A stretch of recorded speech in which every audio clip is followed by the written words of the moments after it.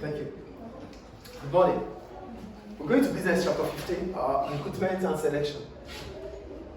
There's a department within the organization that carries out this function. That department is called the Human Resources Department, HRD.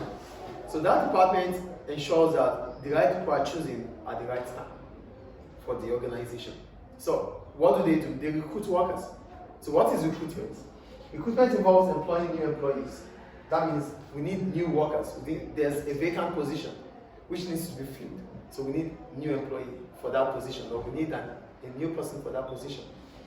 And selection applies to appointing the best people. Selection is more of a positive discrimination because it means you are choosing the best among the rest. So there are a lot of people available, but we want to choose the best or the one that we think is suitable for the job. So that is selection. Do you understand selection here? So that's why we said appointing the best people. Who are the best people? Those with the right skills and the appropriate expertise.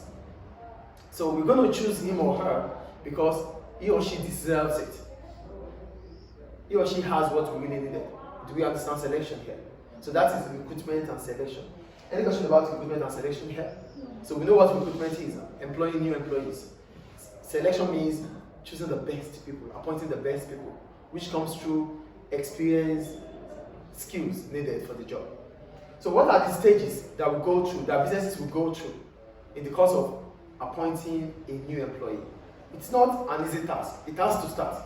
So the first stage, these are the stages human resources department will go through when they are employing new employees or when they want to employ new employees. The first one, identifying the type and the number of staff needed. So that means there's a vacant position. So, we have 1, 2, 3, 4, 5, 6, 7. No, we have 7 vacant positions. So we figure out the numbers of employees needed. So that is the first point here. There's 7 vacancies, then we need 7 employees for that position. That is the first stage. Identifying the type and the number of staff needed. So for each department, they might not be performed for each vacant position. They might not be doing the same role. So it means we need to understand the kind of individual needed for each or specific role. So we know the numbers, and not just the numbers, not only the quantity, the quality. Do you understand the first stage? Yeah. The second, that's what I wrote, find out that there is opening, that's vacancy. The second stage will be preparing job description and person specification. As soon as we understand or we figure out that certain roles need to be filled, so who are those that will be able to fill in that role, that fits to that role? So that's what are they going to be doing? So the roles, the responsibilities, the functions of those the potential employees. We call them potential employees because they are still not employed. So what are the roles of the potential employees? That is job description. The person specification. Who are those that we need to fill that role? So this is a vacant position. So what is the function of that position that is vacant? Who do we think will be able to fit into that position? So the roles, the functions of the vacant position job description.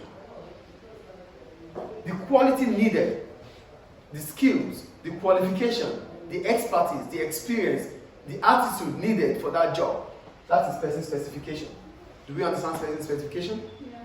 Job description is the function you have to perform when you finally been employed.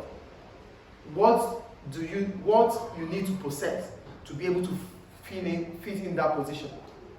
Is it like the employee gives to the business or the business gives to the No, the business is there before you come in. So what we need is, so that's why you go to school, to choose a career path. So the career path you choose, if it fits into the vacant position, then you get there. So the job is there. The finance department needs workers. Who are those that will work in the finance department? Students that studies maybe administration or studies banking and finance or study accounting. So if you possess that skills and the knowledge, then you can apply for the job. Do you understand? Yeah. The job is not going to make you fit in. You have to fit into that job based on the qualities you have. Do you get the point here? So do we understand person specification and job description now? Yeah. Good. The The next stage is advertise the job using appropriate media. Sometimes recruitment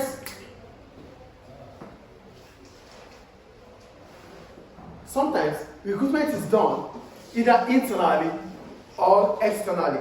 So if it is internally, it means we are employing workers within the organization. That is internal. So we don't have to use media. But if it is external, it means we are employing workers from outside of the organization. So that is the next stage. Now we know the vacant position. Do we have people that can fill in the position here, or we have to look outside for those who can fill in the position? Can you give an example? If a teacher is missing now, so we need to fill up the gap. The school needs to find a teacher. They will check if they have another teacher that can fill in that position within the organization. That is internal. Or they have to look outside for another teacher, which is external. Clear? The next stage. Evaluate applicants and shortlisting for interview. Now that you have applied, you would have applied for the job, right? Because you have seen the interview. As soon as you apply for the job, you would have submitted your CV, your curriculum vitae. As soon as you submitted, or your resume, as soon as you submitted it, it has to be scrutinized. The human resources will scrutinize the CV to choose the ones that they think are suitable for the job. That is what evaluation about applicants is. Then they shortlist them, they list them, and they reach out to them for interview. Do you get it? So at the interview stage, that is when they want to check your ability, if you can really do the job, because sometimes your CV might be so rich and you are so poor. The CV looks like a lion and the individual looks like a dog. Do you understand? So they have to check the authenticity about whatever you have. Like sometimes you read and study, but you don't know how to give that information. So whichever ways, they need to check Yeah. and confirm that you have the capability, ability to do the job. As soon as this is done, it's going to be a pool of people that they're going to perform. Then they choose. Those that are successful, the interviewer will check. So those that are successful will be appointed. Then the employment procedure commences with them. And those that are not successful will get the feedback from the company or from the HR department that, oh, sorry, you were not chosen. Then the vacant position